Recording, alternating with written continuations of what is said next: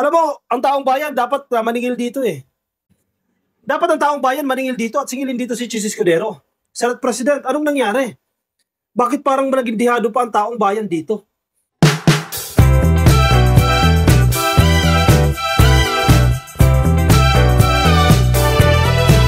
Ako po, nagkakabukuhan na dito. Si Senate President Chis Escudero nabubuko na dito sa kanyang motibo. Bakit kasi dinidelay yung impeachment trial ni Sara Duterte? Na kung tutusin, noon pa, di ba, forthwith nga eh, agaran. Pinagbigyan na si Chis Escudero dyan, di ba, bago mag-break. Sige, pinagbigyan na yan, naka-break yung session. O sige, pinagbigyan na yan, sabi niya ngayon, June 2. Anyari? June 3 na. Bakit pilit ni Chis Escudero, i-delay yan? Ano yung motibo niya? Dahil ba sa kanyang posisyon? Dahil ba yung Senate presidency? Oy, usap-usapan eh. Kasi nanliligaw ito, kinakailangan niya ng enough numbers eh. Para siya pa rin po ang Senate President sa 20th Congress. At alam niya, na once na umusan yung impeachment trial na yan, siguradong apektado siya. Dahil mawawalan agad siya ng boto. Si Bato, si Bongo, si Amy Marcos, si Robin Padilla, si Marcoleta, mawawalan agad siya ng boto dyan. Kaya sige, pinipilit i-delay yung impeachment trial na yan. Kaya, hindi mo ito rin may iwasan. Naisipin ng taong bayan, ano to, naduwag siya kay Sara Duterte, which is dapat hindi. Dahil tungkulin nyo yan eh, pananagutan nyo yan eh, trabaho nyo yan eh. Diba? Hinalal kayo ng Pilipino, pinapasahod kayo ng gobyerno, gawin nyo yung dapat ninyong gawin. Diba? Tungkulin nyo yan. Ito sabi niya, desisyon ng Senado, nasa headline ng TV Patrol, ABS-CBN, desisyon ng Senado ng 20th Congress kung itutuloy ang VP impeachment trial, sabi ni Escudero. Wow! Naging option na pala ngayon. Kung itutuloy ba o hindi. Paano nangyari yun? Magic ba yun? Para nagkaroon ng option na. Ibig sabihin, hindi pa pala sigurado kung itutuloy yan o hindi. Depende daw po sa mga senador na tatayo dyan sa 20th Congress. Parang walang ganyang eksena noon. Bakit ngayon biglang nagkaroon ng ganyan na eksena? Desisyon ng Senado ng 20th Congress kung itutuloy ang VP impeachment trial. Mistulang, wala nang galawan sa Senado ang impeachment trial ni Vice President Sara Duterte kapag nagtapos ang 90th Congress ngayong buwan. Matatapos na talaga. Yan ang mag-end dyan, June 13? Wala na, nagkalimutan na yan. Ayon kay Senate President Chis Escudero, nasa desisyon na ng Senado ng 20th Congress na litisin ang nakahaing impeachment. Tinawag naman ng isang senador na functionally dismiss ang impeachment trial kung hindi ito matatapos ngayong buwan. Naloko na. Kawawa ang taong bayan dito. Ang taong bayan ang kawawa dyan. O, dismiss na. Paano kung magkatotoo yan? Functionally dismiss. Ano nakalagay sa ating konstitusyon, hindi ka pwedeng hainan ng more than one na impeachment sa loob ng isang taon. So, ang ibig sabihin yan, once na totoong ma-dismiss na to, impeachment ni Sara Duterte, ngayon na hindi man lang umusad bahagya dyan sa Senado, wala na. Back to square one tayo. Back to zero tayo sa next Congress. Kinalimutan na. Nabura na lang yung impeachment trial ni Sara Duterte. Sino ang nagkulang? Definitely, wala sa House of Representatives ang pagkukulang dyan. Ang pagkukulang nasa Senado. Kailan pa naipasa yan dyan sa Senado? Tinulugan na yan. Tapos ngayon gusto pang ma-extend. Ayun na. Hanggang eventually maging dismiss na lang yan. O, sa konstitusyon natin, hindi pwedeng mag-file na lang ulit. Sasabihin na lang ulit. Mag-file na lang ulit. Grabe. Anong ginawa nyo dyan? Para sa posisyon? Para sa Senate presidency? Gagawin lahat yan? Alam mo, ang taong bayan dapat maningil dito eh. Dapat ang taong bayan maningil dito at singilin dito si Chis Escudero. Senate President, anong nangyari? Bakit parang naging dihado pa ang taong bayan dito? Anong kapalit? Dahil re-election na siya sa 2028? Yun ba yun? Oh, tinanong siya ng akbayan, bakit ka duwag kay Sara? Bakit ka natatakot kay Sara? Oh, nasa Manila Bulletin, pwede nyo i-check. Sige, basahin natin ito. Akbayan Solon asks, is Chis afraid of Sara? Anong meron? Bakit ka biglang natakot? The Senate President Francis Chis Escudero fear Vice President Sara Duterte. Akbayan Party List Representative Percy Sendanya asked this question on Tuesday, June 3, as he called out the Senate Chief for the continued delay in convening the impeachment trial of Vice President Sara Duterte. Natatakot ba siya kay Sara Duterte? Sabi po ni Sendanya sa isa pong pahayag, every day of delay sends the message that the Senate leadership is either afraid of Vice President Sara Duterte or worse, actively protecting her. Sabi ni Sendanya. Naiintindihan ko si Sendanya dyan. May argumento siya sa pinupunto niya dyan, kahit ilang bira niya sa administrasyon. May punto siya, dalawa lang yan eh.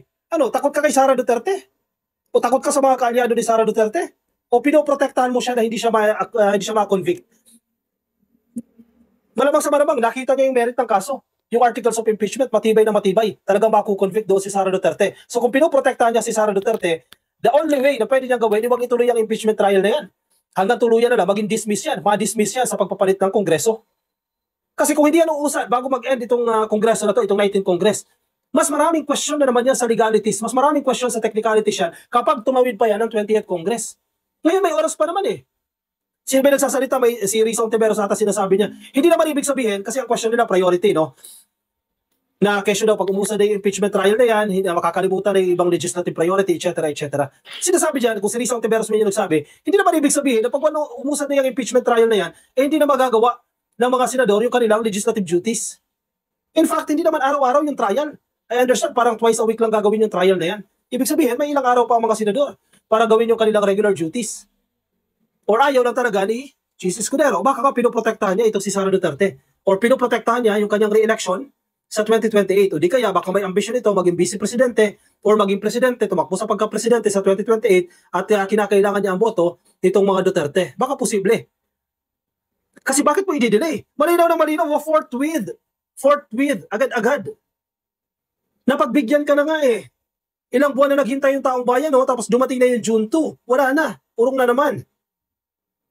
Sindanya, an endorser of the first impeachment complaint filed in the 19th Congress against Duterte, took issue with what he described as Escudero's dismissive attitude. Hindi mo masisisi itong mga tao na ito. According to him, Escudero appears to be treating the impeachment process as a passing fashion trend. Hindi po ito Paris Fashion Week. Ayan, na-link tuloy dito kay Harty Bakilista. Convening the Senate as an impeachment court is a solemn constitutional duty, not a seasonal accessory you put on or discard depending on the political weather or one's personal agenda. Sabi ni Sindanya. Exactly. Konstitusyon na ang nag-uutos. Saligang batas na ang nag-uutos, hindi na feel mo lang. O feel ni Escudero, sige, delay natin yan kasi magiging bagahe yan sa aking Senate presidency. O, sige, delay natin yan. Hindi ganoon. Malinaw na malinaw na sa ating konstitusyon. Noon, ang justification nila, nakabreak ang Senado. Hindi pwedeng umusad yung trial na dahil nakabreak. Ngayon, hindi na nakabreak. Nag-resume na ang Senado. Tapos, kinalimutan na yan. Humihirit na naman ng extension. Wala na. Kaso na yan. Mag-change na ng Kongreso. It is a uniform of duty worn whenever the Constitution demands it, said the neophyte member of the House of Representatives. Sindanya noted that according to the recent SWS survey, nearly 9 out of 10 Filipinos want Vice President Duterte to respond directly to the impeachment trials and clear her name of corruption allegations. Sige, kahit wag na natin pag-usapan yung survey na yan malinaw na malinaw naman yan Regardless kung gusto ng taong bayan yan, kahit 1% lang lumabas dyan sa survey. Walang effect ang survey dyan dahil trabaho ng Senado yan, trabaho ng Kongreso yan, na dinggin yung impeachment na yan ni Sara Duterte. Kahit 0 pa yung boto dyan sa survey, hindi yan factor. The more na 90%. Sinisingil si Sara Duterte, sagutin nyo yan, mga aligasyon na yan. The more na dapat pag-usapan niya. Pero bakit dinidelay ni Chis Escudero? Tapos idadahilan ng protocol. May sinasabi din si Risa Ontiveros dito. Ontiveros on Senate delays in Sara Duterte trial, obstructions dress up as protocol. Nagkukunyari na protocol lang daw yan, pero yan po ay uri ng obstruction. Tama yung sinasabi ni Sindanya dyan. Takot ka kay Sara o pinoprotektahan mo si Sara? Magtatago ka pa sa third na protocol.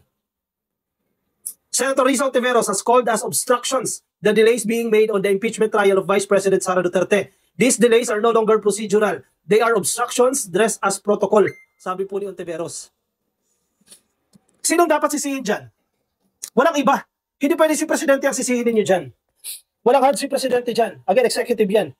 Si Presidente, legislative, itong Senado at ang House of Representatives. Ang dapat sisihin dyan si Escudero. Huwag natin ilihis. Let us not bark at the wrong tree. Si Escudero ang dapat sisihin dyan dahil siya ang Senate President. Kung delay ang Senado na yan, na may history naman ang pagiging delay lagi, nagiging late, si Chis Escudero ang dapat sisihin dyan dahil siya ang Senate President. Sige, pag-usapan natin halimbawa, mga priority bills. Tapos na sa House of Representatives, mabilis na tapos sila Martin Romualdez dyan. Nung inaakit na sa Senado, tinutulugan. Nakabingbing. Bakit ganyan? May pananagutan si Chis Escudero dyan at dapat managot siya sa taong bayan. The senator lamented, his process has been delayed and dragged on for long months. For 4 long months. Exactly. 4 na buwan, 4 na buwan, naintindihan mo pa. Diba? February, March, April, May. Naintindihan mo pa kasi election period. Hindi talaga pag-uusapan yan. Ngayon nga, nagbalik na ang session. In those 4 months, I've been called eager, aggressive, impatient, atat. But the simple truth is this: we are not rushing. In fact, we have been waiting. The Filipino people are waiting, and we believe 4 months is more than enough, sabi ni Ontiveros. The lawmakers reminded the Senate convening as an impeaching court and commencing trial has been expressly mandated by the Constitution. Malinaw, wala na question dyan. Utos ng ating saligang batas yan. It is time to follow the rules and start the process forthwith. Enough games. Time to move, sabi ni Risa Ontiveros. Now, ano pwede gawin ni Risa Ontiveros dyan? Kanino sila tatakbo dyan? Sa Korte Suprema? Madidelay din yan. Aralin pa ng Korte Suprema yan. Sa dami ng kaso na ginaharap ng Korte Suprema. Kanino sila magrereklamo sa Presidente? Malinaw din naman ang stand ng Presidente dyan. Hindi ko na trabaho yan. Trabaho ng legislative yan. Pero ang opinion, ang personal opinion dyan ng Presidente, ayaw niya ng impeachment trial. Pero hindi man pwede na masusunod ang Presidente dyan dahil again, hindi niya ano yan. Hindi niya jurisdiction yan. Executive siya at ito po yung usapin ng legislative. Kanino sila magsusumbong? Sa Senate? Sa leadership ng Senate? Yung leader mismo yung ayaw? Wala na.